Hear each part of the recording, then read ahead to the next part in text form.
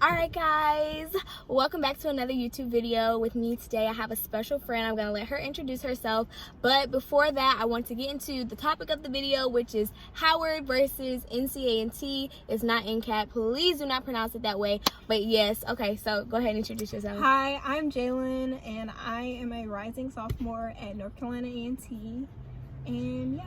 So what's your major? I'm majoring in accounting.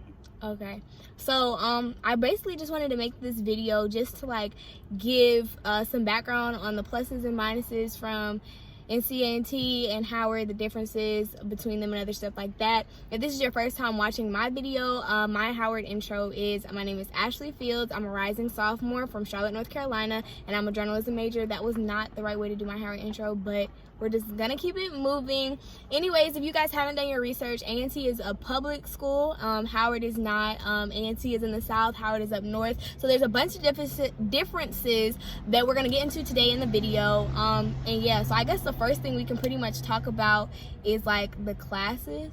So A&T stands for agricultural and technical, but I mean, how is that major there? I don't know. So a lot of our students are engineer majors, technology majors, bioengineering, stuff like that, because that's what we're known for. But we also have a really good business school, which is what I'm in. Our accounting department is phenomenal. Our marketing department is as well, supply chain, all of those. And we also have psychology, animal science, which is popular. We have criminal justice. Like, we have most of the popular majors that students would want, and we even have some that aren't as popular. So yeah. Can you break it down for like how you guys separate? Because y'all don't have colleges, do you? Yes, we do. Y'all do? Okay.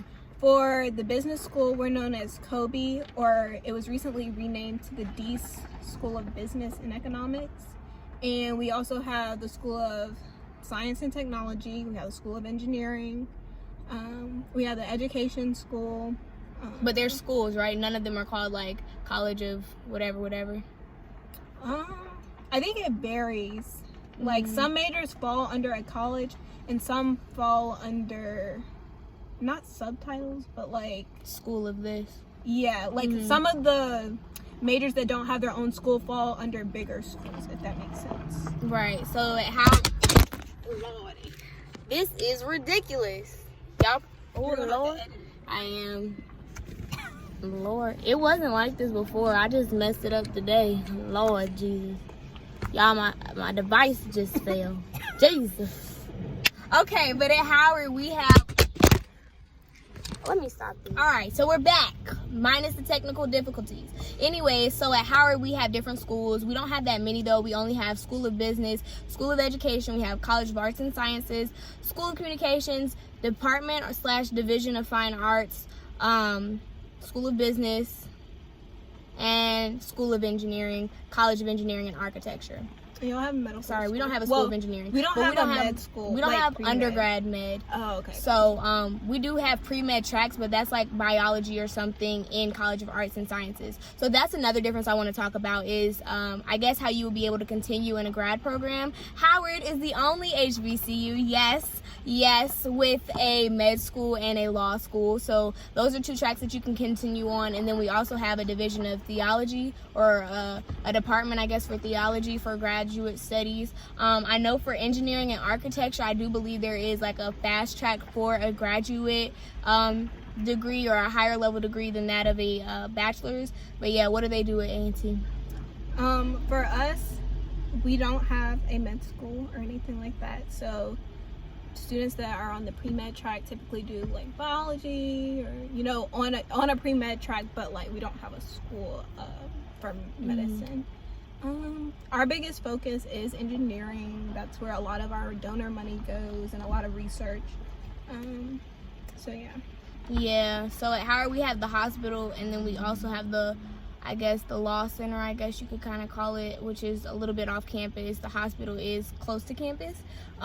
So yeah, that's... We also have animal science is a popular major. So we also have, our name is agriculture. So we also have a farm that's owned by the school, and it's a couple acres. So that's do y'all get food from the farm? I don't think we get food from the farm, but the animals that are there are what the animal science students use to do their studies and learn about, you know, parts of animals, how to grow food and whatnot. So yeah, we have I guess it's like a garden. It's not really big, and I know that's big for schools in kind of Maryland and DC. I know University of Maryland uses their garden to provide food for students, and they claim at Howard we're getting food from this garden, but I don't know how much I believe that. So yeah, that's pretty much it, I guess, on schools and majors. How rigorous would you say it is at A&T compared to high school? Because we both went to high school in Charlotte, North Carolina. So I think we pretty much had the same level of rigor in high school. So it definitely depends on what classes you end up taking when you get there. Of course, if you already have credits, you're a little bit ahead of people who are just now entering their college credits and whatnot. But I will say that your classes really depend on your professor. The classes themselves might not be hard, but you might get a hard professor that makes the class a little more challenging. So I definitely recommend using Rate My Professor if possible before you choose your professor, just so that you can choose a professor that fits your style, because everybody does not learn the same, and that might be the difference between you getting an A and a C in a class, which I wish I had known before I signed up for my first semester classes. But yeah, for me at Howard, I would say the rigor, it's not that different, but my major then again is journalism. My mom is a journalist and I grew up in that field, so I feel like I might be a little bit ahead of some of the people in my class.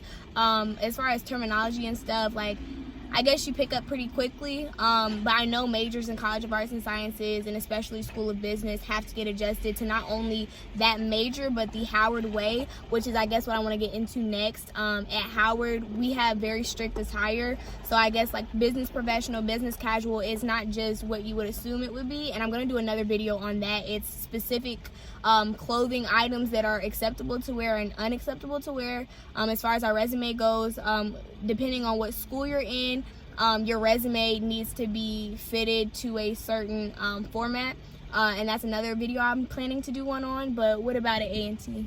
So typically in a business school you have a little more of a dress code, but I would say overall at A&T students have the freedom to wear what they want, just to dress for the occasion that for an event you're attending or whatnot. So if you're just going to class, of course, like sweats, you know, chill outfit, that's okay. But if you're going to go to a career fair or certain formal events, there's definitely a dress code, and you may not get in if you do not meet that dress code. And for business students and engineering students, when applying for jobs or going to a career fair, it's very important that you dress the part. So yeah, and I also think it might have something to do with the fact that we are in like two different areas. For North Carolina A&T, I'm from North Carolina, so I know a lot of people from North Carolina are attending that North Carolina school. For DC, we're coming from a bunch of different places, and I guess it just creates a more uniform atmosphere. And that's something I want to talk about next, is just the culture of being in the South and being up north. I know as far as party culture, as far as, you know, just regular interaction, it is extremely different being from the South. Whereas I pass someone on the street, I'm speaking to them, I'm smiling at them. I feel definitely more safe here. I would say in DC, you know, you're more likely to see homeless people, especially around Howard. Sometimes they're even crackheads. You know, there's different type of danger, and I would say just being up there, I become a lot more reserved and a lot more less willing to talk to strangers. But I want to get into party culture, because up north, we party at clubs. So whereas you might party somewhere else, I guess I'm gonna let Jalen get into it. Like no bags are allowed when you're going there. Certain clubs do have certain dress codes. You can be under 21 to get into certain clubs if there's a certain party that night. And we often have like artists performing at these different clubs and stuff like that. So it's that party culture, I guess, is extremely different. And I found that out when I came home for GHO, which is the greatest homecoming on earth. Period. But I'm gonna let Jalen talk about that. So as far as the culture versus South versus North, a lot of people who are from other states say that down here a lot of people stare and do not speak, but I find that very hard to believe, Me personally, I'm not one that just walks up to strangers, but I'm also not unfriendly. If somebody talks to me, I talk back, I don't really stare. But that's something that has been brought up numerous times on campus. But with us being we're an open campus and we're a public school, so we do not have gates that are closed 24/7. So the locals are allowed on our campus throughout the day, and you will get some sights from them. I mean, when I first moved in, there was somebody shooting their music video on our campus in front of our student center. And I mean, sometimes it's fun because you get to interact with them. Some of them are cool, but you do have your weirdos, and some that you just typically don't want to interact with, but that's okay. As far as the party culture, there's always parties, but y'all party, they exist. So when I came down there, it was at like a venue. Like if someone wants to have a party, they're renting out like a warehouse, a lake house is what that party was called. They rent out a lot of different types of venues. Some are nice, some are not so nice. It really just depends on the weekend, the type of party, how many people they really want. Like if it's a big weekend like homecoming, they're trying to get the biggest venues, but sometimes they also change last minute, so you just have to be aware of that. And would you say y'all's party, how often would you say y'all's parties are? Well, I mean, the party promoting groups that are like through the school, they have parties every weekend, every occasion. If you happen to finish your work and want to go out, there's a party for you to go to. Are they lit though? Because that's the thing I found at Howard, was that like we might have we can go to Bliss, which is like a popular club, and locals will be there. It's not even just Howard students, but like unless it's homecoming or a popular week. Green Street is like our club, I guess you would say. They host a lot of parties there. And of course, people from UNC Greensboro also attend a lot of the parties. So like a lot of times it's a mixed crowd of A&T, UNCG, Bennett College, and whatnot. Now if the parties are lit, I guess that varies person by person. Personally, I'm not a party person, so when I go out, I really have to plan for it, because if not, I will not enjoy myself. But I say if you go with the right crew, you're good. And it's about what you make it. So yeah, that's the next thing I want to get into. So like it may be a party out at a venue or at a club every weekend, but in college I find like the most popular thing, Lord, I just almost fell, is either a party or a kickback. So I would say a party, is gonna be at a venue, at a club, with other people that you don't know, and then a kickback is just something that your friends are doing in the dorm room and other stuff like that, or the apartments. And I mean, a lot of people prefer those because it's a smaller environment, who's there, and it's just a closer atmosphere versus like a party. You don't know who you're gonna see, who you're gonna bump into, or what might happen, because I mean, with bigger crowds, it's more risk. And another thing about our parties, you're not allowed to have really big bags. You do get checked, so they have security. But just talking about parties and kickbacks, 9 times out of 10 I was saying kickbacks are in the dorm, so that's another thing I want to get into is dorm life. At Howard, dorm life is, extremely special and also extremely sacred, just because we have the Harriet Tubman Quad, which is the all-girls dorm that's been there since, I believe, Howard was created, one of the original dorms. I stayed in Bethune Annex.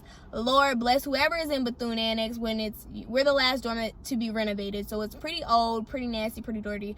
But as far as dorm culture goes, where you stay is extremely important. CHN, which is College Hall North, is another all-girls dorm. So we have the Quad, CHN, and Bethune Annex, which are all 3 all-girls dorms, and then there's College Hall South on that street. Now at Howard, the dorm you stay in, every dorm has a stroll team, a step team, and a dance team, and so it's really popular for freshmen to join, or even sophomores sometimes, to join those teams. And it does take a little bit of hard work. I believe those are selective orgs, which I want to get into as well.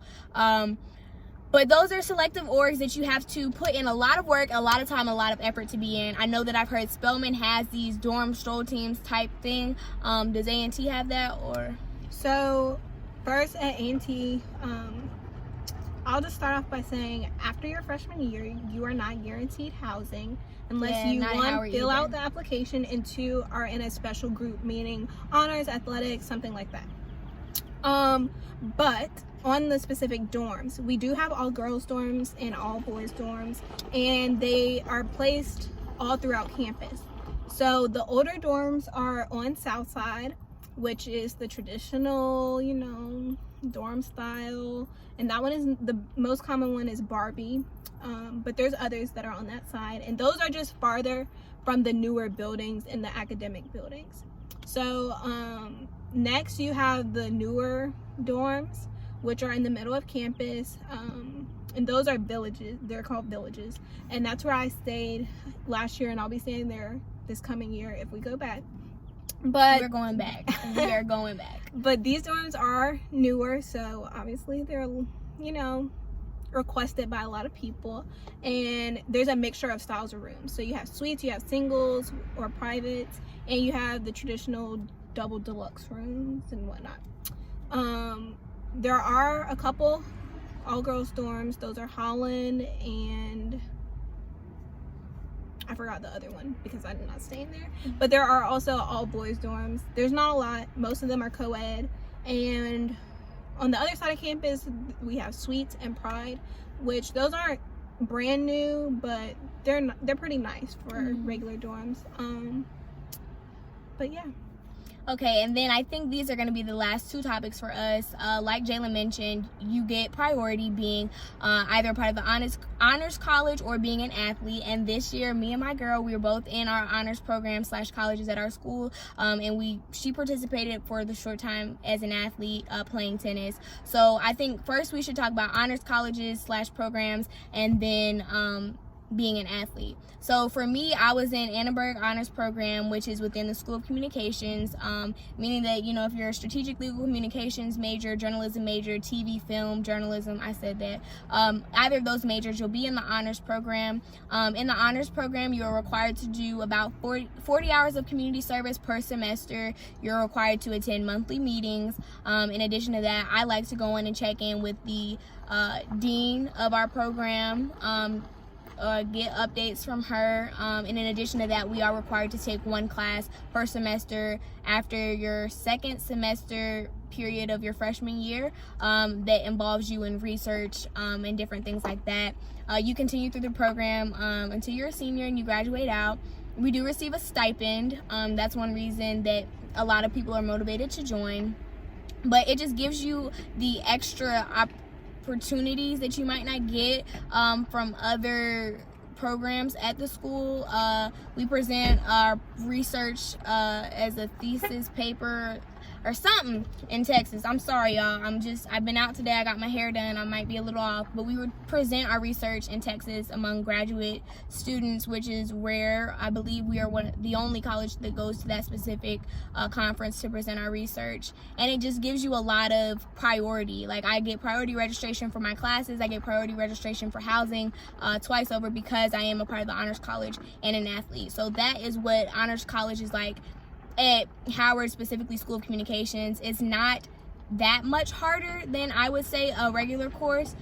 We had an assistant professor who was a graduate student come teach the class, so it wasn't that hard. But I know for School of Business, I know that is an extremely hard program. They're required to stay late, go on trips. They don't have a spring break, but I'm sure there's a lot of benefits. I'm gonna get someone from School of Business in my next video, but yeah, let me turn it over to Jalen. So to start out, there are a lot of benefits of being in the we have an honors program, not an honors college. Same honors program. So our honors program is for anybody with a certain GPA. I actually forgot what that is, but it's open to all majors and all classifications. So even if you're not in it your freshman year, you can still get in it like your sophomore or junior year as long as you apply. And some of the requirements to stay in the honors program are, you know, community service. We have a certain amount of cultural events we have to attend, and a certain number of lecture events we have to attend. What's the college called? I mean, the program called, I'm sorry. Oh, it's just called the honors program. Okay. North Carolina A&T honors program. But we do have those requirements in order for you to stay in, and those are checked every semester, I believe, on top of maintaining your GPA, which is think a 3.5 you have to maintain. It's a 3.5 for us to maintain and stay in 2. And for the business school, we do not have an honors program, but we do have honor societies. So I do plan on joining one or more of those eventually, but more on the honors program. So they held a conference this past year, and it taught us about financial literacy, you know, resume building. If you need help finding an internship, you can definitely go to that office. If you want to be an ambassador, that's another opportunity to engage with potential students. So as far as the benefits, we do get early class registration and housing, guaranteed housing all 4 years, as long as we're in the program. So that is some of the benefits. Now, they do require us to take a certain number of honors classes, but those vary based on your curriculum. So for the program, is this a program across A&T as a whole, or is it specific to each school? It's across the board. See, I think that's the biggest difference, is mine is specific to my school and yours is across the board. Yeah, so that's the problem with the honors class like selection. The deeper you go into your major, the less classes they offer that are honors. So like, I'm an accounting major, they do have an honors accounting class. So I took that, but last semester I wasn't able to sign up for the honors classes because they filled up so quick. So I was able to do honors contracts, which is basically where you ask your professor, can they give you another paper, assignment, something like that, do research or anything. And once you complete it, they sign the contract and you get honors credit for it. I'm not sure how this places, like how this helps you as far as graduation. Like, I don't know if you get an extra certificate or anything like that. So I will try and find out more about that. But I do know a lot of people tend not to finish the program past their like sophomore year, and I'm not sure why. I'm still trying to, you know, navigate my way through. But yeah. Yep. So yeah, I would definitely recommend the honors program. Even if you don't continue, it brings you a lot of opportunities and priority type of deals, I guess you would say, as a student. And it's a way to network, which is very important in college. You learn that like your first semester, that it's very, very important to network. So even if you don't enjoy an honors college or honors program, try and look at it as a way of connecting with other people and networking. And it provides you with a lot of extra resources that you might not get somewhere else. And so the last topic I said I was going to talk about was being an athlete.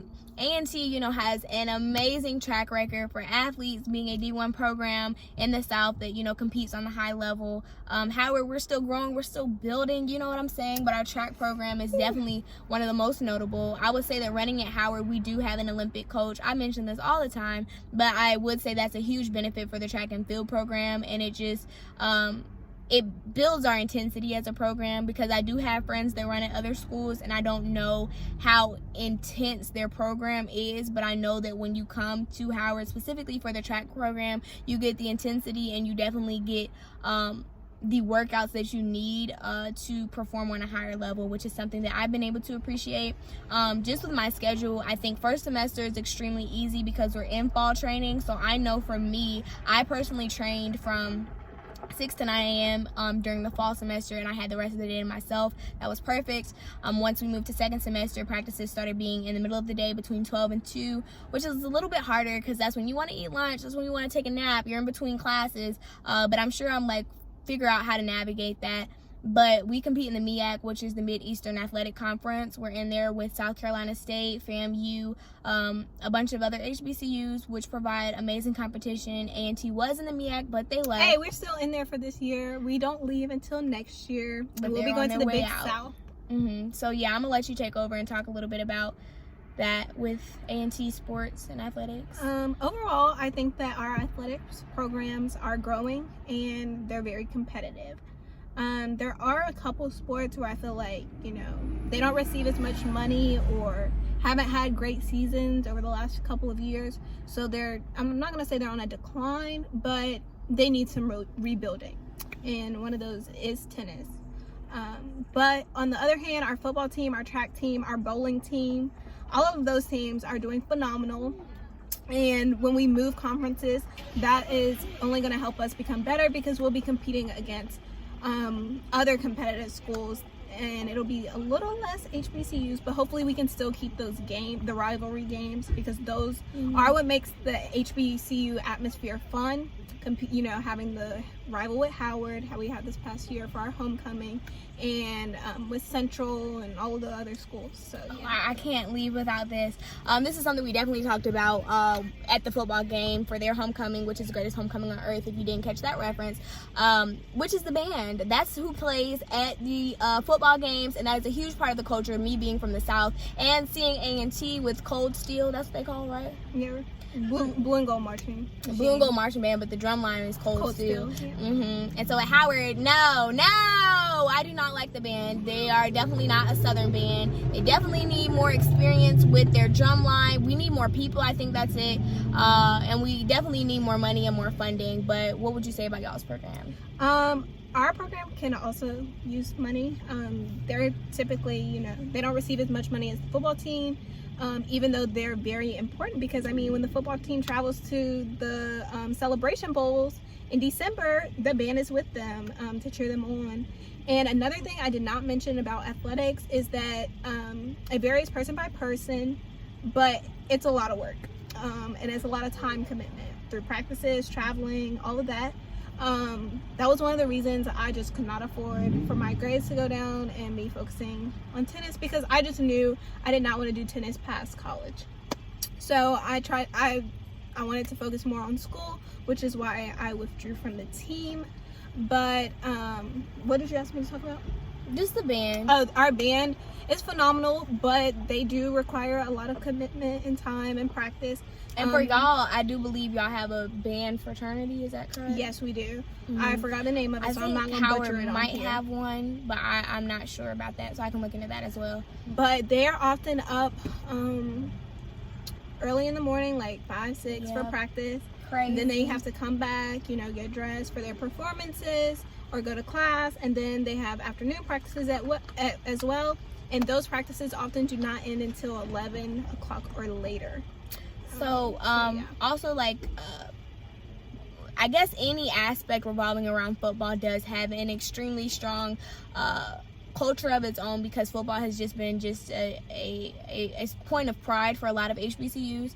So I know your roommate was she a Golden Delight, which is one of the dancers? So our dance team is called the Golden Delight, the Sweethearts of the MEAC, the Golden Delight.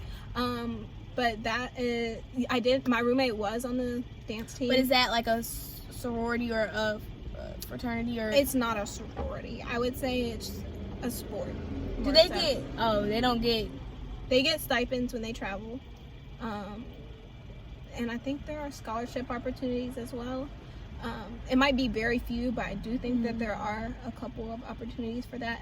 But for the most part, if you want to pledge it to be in a sorority or for fraternity, that's separate. It might be a band, sorority, or fraternity, but that you have to do that on your own. Like, you make that choice. By you just being on the dance team, you're not just automatically on it or in it. But and I believe it's the same way at Howard. We have the Ooh La La dancers, and I'm definitely going to have more videos pertaining to selective orgs. That's another thing I wanted to get into. A lot of times you see the Divine Nine or Greek organizations on campus, and you recognize them as selective orgs, something you have to go through a little bit more to be a part of. But coming to an HBCU, it is important to know that there are other selective orgs, so getting into other programs or going to other recruiting events for clubs or activities, I think it's extremely important to know what you're getting yourself into ahead of time. So like I said, I kind of mentioned a couple with the band, with the dorm, stroll teams, step teams, dance teams. And at Howard, we do have other organizations, which would be Jules, Men of George Washington Carver, and Ladies of the Quad Social Club, which also require a bit more from you to be a part of, and you have to attend the membership summit to join these organizations. and be able to have membership in these organizations, because it takes a bit more to be a part of them. But I'm definitely looking to get more videos on topics like these and bring more friends in from other HBCUs. So I just want to thank Jalen so much for coming and being here with me today, and I hope you guys really enjoyed the video. Do you have anything else you want to say? If any of you guys have questions about North Carolina A&T or HBCUs in general, feel free to reach out, and I would be happy to help you make your college decision. Yeah, I'm gonna put her social media in the comment section, and also she has her own blog. It's called Girls to Women, which I'm gonna include in the comment section as well, and it does not focus specifically on A&T, but it does cover a lot of topics. So I'll give y'all a little glimpse of what's on there. But the blog is focused on my personal natural hair journey and things that I have found helpful in order to help other girls and females embrace their natural hair, especially if they're entering the corporate world, which I will be eventually. And I also talk about career readiness and provide some inspiration as far as getting internships and whatnot. So yeah, you should go check it out. Yeah, super helpful resource. So thank you so much for watching. If you guys enjoyed the video, please like, comment, and subscribe. I appreciate all of you. Thank you so much. Have an amazing day. Bye.